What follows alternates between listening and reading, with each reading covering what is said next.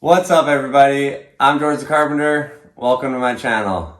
Today I'm going to show you how you can make epoxy coasters. So if you're new to the epoxy world and scared of making your first pour, this is the perfect beginner project for you. I'll be sharing a lot of good tips and tricks that I've learned along the way, so you're going to want to stick around to the very end to catch them all. Now let's get into it.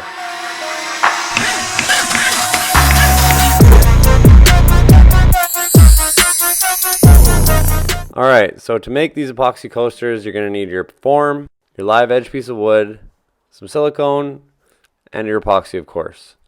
Now I'm going to mix part A with part B, give that a quick mix, making sure not to overmix, don't want to introduce too many bubbles, and I'm going to use some black onyx and pure white for this pour.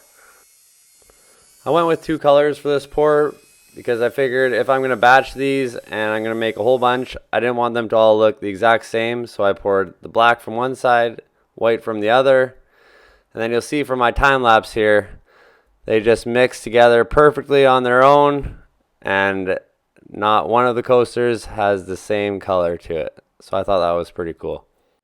Alright, so I've let this cure now for about 5 days. I poured it on Tuesday night and now it's Sunday, so it's been 5 days. It's rock hard. So I'm going to get this out of the mold.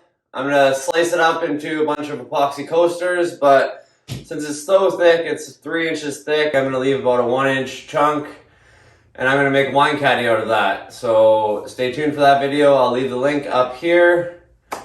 And now I'm going to get this out of the mold. So let's go.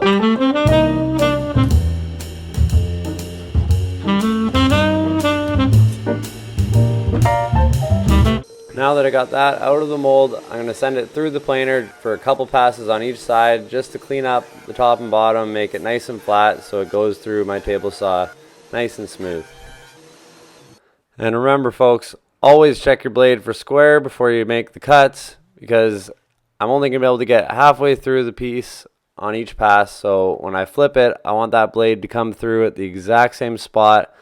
That way I don't leave any big gouges or anything that I can't really sand out after the fact. And then before I slice it up into thin strips, I'm going to trim the piece to its final width. These coasters will finish at 4 by 4. Now to slice these into thin strips, I'm going to set my blade to about 2 1/4 inches. That way when I flip, it just comes through the other side, and if the blade was a little bit off square, it shouldn't leave too bad of a mark.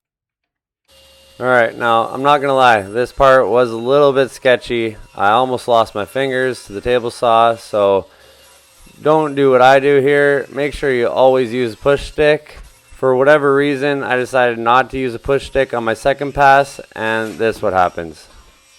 Holy crap, that could have been bad. Ouch! But I learned from my mistakes, and I didn't let that stop me, so I got right back to it. This time making sure to use my push stick. So I got them all chopped down to 1/4 inch strips. Now obviously, as you can tell, I don't have a bandsaw, so the table saw method is the best for me. Maybe you don't have a bandsaw too. It works pretty good, but it does, well, I guess my blade wasn't set to exactly 90 or whatever, so I'm left with these little small kerf lines, but I think they'll sand out pretty easy. So yeah, I'm gonna get my sander, start sanding, and we'll get these bad boys finished up. I'll sand them first, then I'll chop them to length. So I think it's gonna be much easier than trying to sand individual little pieces. So let's go.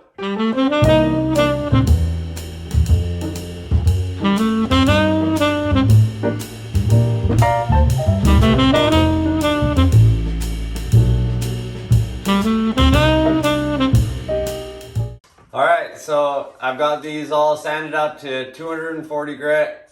I gave them a quick water pop just to raise the grain. Now I'm going to use some 320 grit sandpaper. I'll just knock that grain down, make them nice and smooth again. Then I'm going to chop them into 4-inch lengths, and I'll have my coasters. Then it's time for some oil. And there you have it. Let's keep going.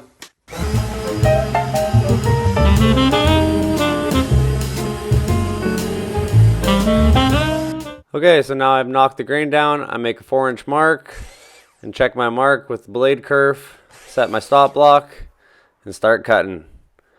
Make sure you always use a stop block when making repetitive cuts. This just ensures that every block stays the same and there's no difference.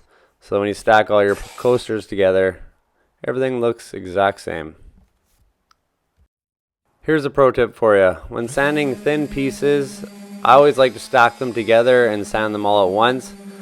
This makes sure that the edges stay flat and you don't round them over with your Orbital sander, and it makes for a much quicker process. Now, if you're feeling really ambitious, you could hand sand all the edges. I just wanted to put a small round over on these just to break the edge a bit so it's not so sharp, but you can see how this could take a very long time when batching coasters. So I like to bust out the cordless router, put a 16th inch round over in it, and away we go. Unfortunately, there is a little bit of hand sanding to be had on these. The router leaves small machine marks and creates a rough edge, so I'm just taking some 240 grit sandpaper here and just cleaning up the edges, making them nice and smooth again so they're ready for oil. So I'm going to finish these now with Osmo Pollux Oil 3043 satin finish. This is one of my go-to finishes for most of my projects. It's easy to use, durable, gives a nice color and sheen. I've had absolutely no issues with this stuff in the past, so I would highly recommend it if you're looking for your next finish. Alright, so that wasn't too hard, was it? I got about 24 coasters out of that batch. I still got a 1-inch chunk left over that I'm going to make into the wine caddy. I'll link that video at the end of this one. Now all these pieces are oiled. I let it sit there for about 15 minutes, then I buffed all the excess oil off. I'll now let it sit for 24 hours, and then we're finished. So that, my friends, is how you make epoxy coasters. I hope you enjoyed today's video. If you got any value out of today's video, please hit that like button and subscribe if you haven't already. I appreciate you, and I hope to see you on the next one.